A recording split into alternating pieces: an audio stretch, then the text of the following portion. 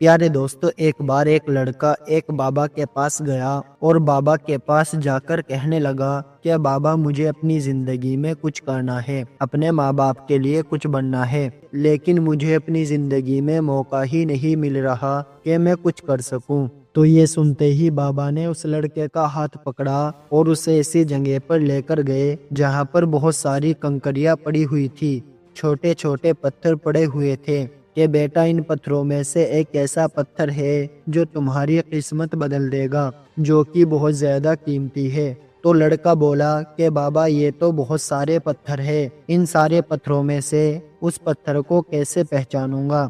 تو بابا بولے کہ بیٹا اس پتھر کی پہچان اس کے ٹیمپریچر سے ہوگی، وہ پتھر تھوڑا گرم ہوگا ان سارے پتھروں کے مقابلے میں۔ یہ کہہ کر بابا جی وہاں سے چلے گئے اور لڑکا اپنے کام میں لگ گیا۔ وہ لڑکا ایک ایک پتھر اٹھا کر چیک کرنے لگا۔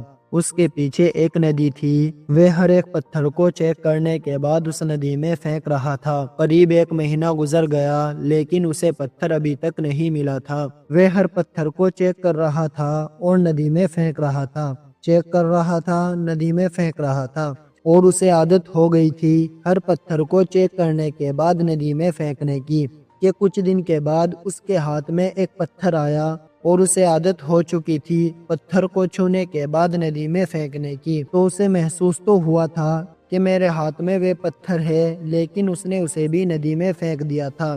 پیارے دوست، اسی طرح ہمیں زندگی ہر روز ایک نیا موقع دیتی ہے جسے ہم آج کا دن کہتے ہیں۔ یہ جو آج کا دن ہے یہی ہمارے لیے سب سے بڑا موقع ہے جسے ہم گوا دیتے ہیں۔